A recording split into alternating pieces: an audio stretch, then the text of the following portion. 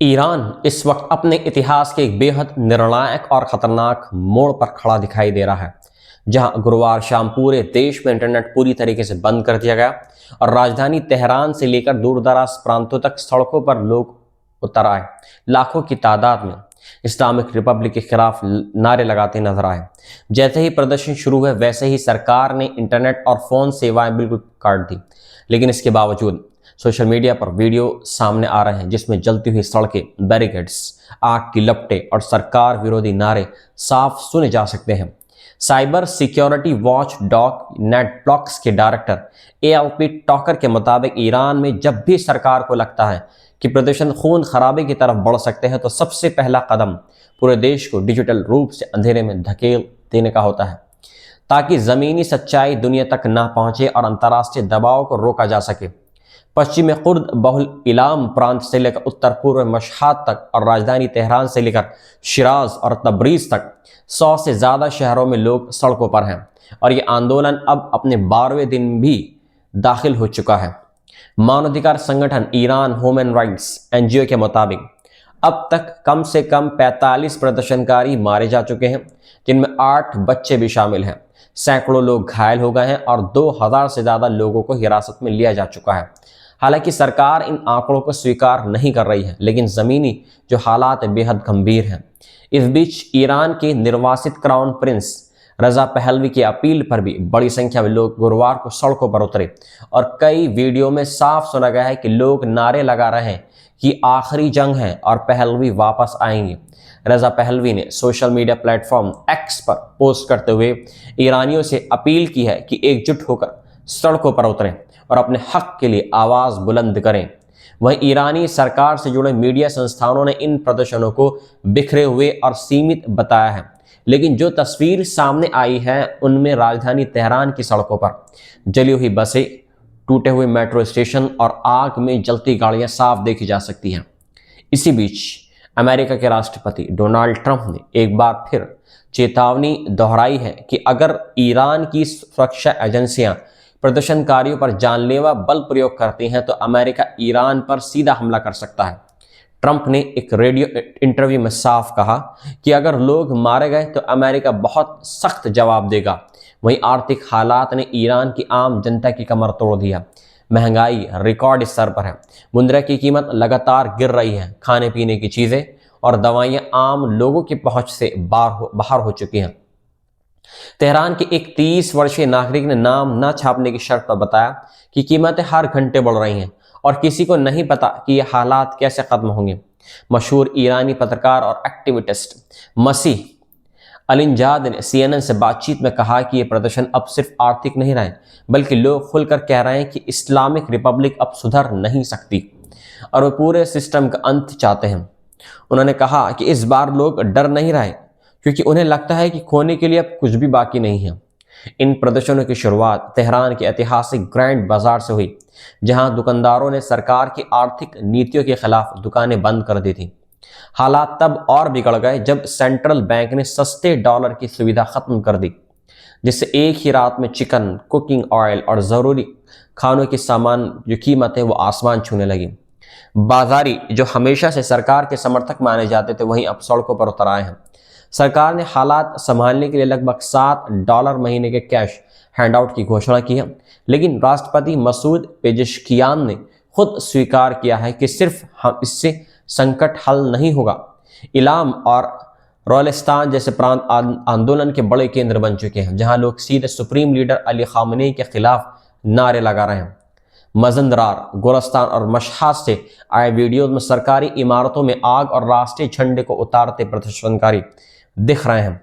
Iran human rights NGO का कहना है कि सुरक्षा बलों ने कई जगहों पर सीधे जिंदा गोलियों का इस्तेमाल किया है, जबकि सरकारी एजेंसी फारस न्यूज़ के मुताबिक 950 पुलिसकर्मी और 60 बसीज सदस्य घायल हो गए हैं और कम से कम 5 सुरक्षा कर्मियों की मौत भी हो गई है। ईरान में ये प्रदर्शन 2022 में महसा अमीनी की मौत के बाद हुए आंदोलन के बाद सबसे बड़े माने जा रहे हैं, लेकिन इस बार फर्क यह है कि बाजार, मजदूर वर्ग और मिडिल क्लास तीनों एक साथ सड़कों पर हैं। अंतर्राष्ट्रीय दबाव, अमेरिका और इजराइल के साथ संभावित टकराव और अंदरूनी आर्थिक बदहाली ने सरकार को बेहद असहज स्थिति में डाल दिया है। एक्सपर्ट्स का कहना है कि फिलहाल सरकार के पास जनता को मनाने का कोई रोड मैप नहीं है, उसके पास सिर्फ ताकत का सहारा बचा है। न्यूयॉर्क यूनिवर्सिटी के प्रोफेसर कवारजियान के मुताबिक पिछले 15 सालों में जनता का भरोसा पूरी तरीके से टूट चुका है और लोग अब सरकार से किसी सुधार की उम्मीद नहीं कर रहे हैं। यही वजह है कि यह आंदोलन चाहे सत्ता परिवर्तन न ला पाए, लेकिन इस्लामिक रिपब्लिक के सामने अब तक की सबसे बड़ी चुनौती बन चुका है। ईरान इस वक्त अपने इतिहास के एक बेहद निर्णायक और खतरनाक मोड़ पर खड़ा दिखाई दे रहा है, जहां गुरुवार शाम पूरे देश में इंटरनेट पूरी तरीके से बंद कर दिया गया और राजधानी तेहरान से लेकर दूरदराज प्रांतों तक सड़कों पर लोग उतर आए। लाखों की तादाद में इस्लामिक रिपब्लिक के खिलाफ नारे लगाते नजर आए। जैसे ही प्रदर्शन शुरू हुए वैसे ही सरकार ने इंटरनेट और फोन सेवाएं बिल्कुल काट दी, लेकिन इसके बावजूद सोशल मीडिया पर वीडियो सामने आ रहे हैं जिसमें जलती हुई सड़कें, बैरिकेड्स, आग की लपटें और सरकार विरोधी नारे साफ सुने जा सकते हैं। Cyber security watch dog NetBlocks के डायरेक्टर ALP टॉकर के मुताबिक ईरान में जब भी सरकार को लगता है कि प्रदर्शन खून खराबे की तरफ बढ़ सकते हैं तो सबसे पहला कदम पूरे देश को डिजिटल रूप से अंधेरे में धकेल देने का होता है, ताकि ज़मीनी सच्चाई दुनिया तक ना पहुंचे और अंतर्राष्ट्रीय दबाव को रोका जा सके। पश्चिमी कुर्द बहुल इलाम प्रांत से लेकर उत्तर पूर्व मशहद तक और राजधानी तेहरान से लेकर शिराज और तबरीज तक 100 से ज़्यादा शहरों में लोग सड़कों पर हैं और ये आंदोलन अब अपने 12वें दिन भी दाखिल हो चुका है। मानवाधिकार संगठन ईरान ह्यूमन राइट्स NGO के मुताबिक अब तक कम से कम 45 प्रदर्शनकारी मारे जा चुके हैं, जिनमें 8 बच्चे भी शामिल हैं। सैकड़ों लोग घायल हो गए हैं और 2000 से ज़्यादा लोगों को हिरासत में लिया जा चुका है। हालांकि सरकार इन आंकड़ों को स्वीकार नहीं कर रही है, लेकिन ज़मीनी जो हालात बेहद गंभीर हैं। इस बीच ईरान के निर्वासित क्राउन प्रिंस रजा पहलवी की अपील पर भी बड़ी संख्या में लोग गुरुवार को सड़कों पर उतरे और कई वीडियो में साफ सुना गया है कि लोग नारे लगा रहे हैं कि आखिरी जंग है और पहलवी वापस आएंगे।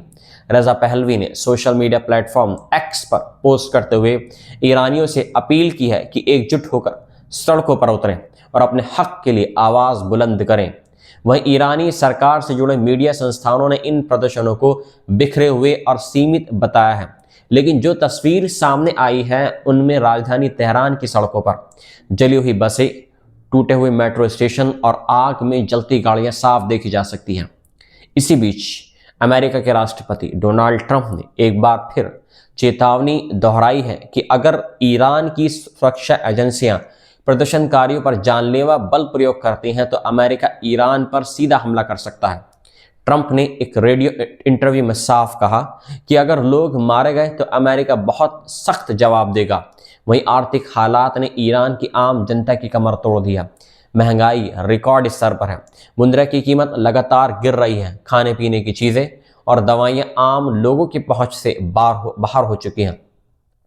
तेहरान के एक 30 वर्षीय नागरिक ने नाम न छापने की शर्त पर बताया कि कीमतें हर घंटे बढ़ रही हैं और किसी को नहीं पता कि ये हालात कैसे खत्म होंगे।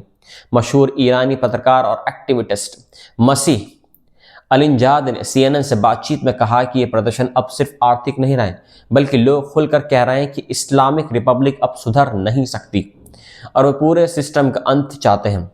उन्होंने कहा कि इस बार लोग डर नहीं रहे क्योंकि उन्हें लगता है कि खोने के लिए अब कुछ भी बाकी नहीं है।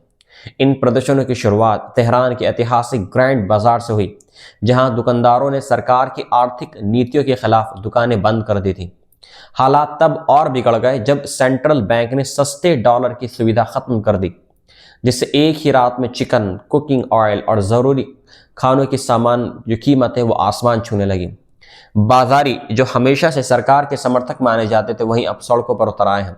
सरकार ने हालात संभालने के लिए लगभग $7 महीने के कैश हैंडआउट की घोषणा की है, लेकिन राष्ट्रपति मसूद पेजेश्कियान ने खुद स्वीकार किया है कि सिर्फ इससे संकट हल नहीं होगा। इलाम और रोलिस्तान जैसे प्रांत आंदोलन के बड़े केंद्र बन चुके हैं, जहां लोग सीधे सुप्रीम लीडर अली खामनेई के खिलाफ नारे लगा रहे हैं।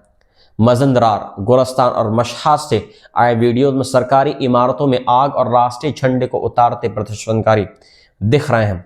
ईरान ह्यूमन राइट्स NGO का कहना है कि सुरक्षा बलों ने कई जगहों पर सीधे जिंदा गोलियों का इस्तेमाल किया है, जबकि सरकारी एजेंसी फारस न्यूज के मुताबिक 950 पुलिसकर्मी और 60 बसीज सदस्य घायल हो गए हैं और कम से कम 5 सुरक्षा कर्मियों की मौत भी हो गई है। ईरान में यह प्रदर्शन 2022 में महसा अमीनी की मौत के बाद हुए आंदोलन के बाद सबसे बड़े माने जा रहे हैं। लेकिन इस बार फर्क यह है कि बाजार, मजदूर वर्ग और मिडिल क्लास तीनों एक साथ सड़कों पर हैं। अंतर्राष्ट्रीय दबाव, अमेरिका और इजराइल के साथ संभावित टकराव और अंदरूनी आर्थिक बदहाली ने सरकार को बेहद असहज स्थिति में डाल दिया है। एक्सपर्ट्स का कहना है कि फिलहाल सरकार के पास जनता को मनाने का कोई रोड मैप नहीं है, उसके पास सिर्फ ताकत का सहारा बचा है। न्यूयॉर्क यूनिवर्सिटी के प्रोफेसर कवारजियान के मुताबिक पिछले 15 सालों में जनता का भरोसा पूरी तरीके से टूट चुका है और लोग अब सरकार से किसी सुधार की उम्मीद नहीं कर रहे हैं। यही वजह है कि यह आंदोलन चाहे सत्ता परिवर्तन न ला पाए, लेकिन इस्लामिक रिपब्लिक के सामने अब तक की सबसे बड़ी चुनौती बन चुका है।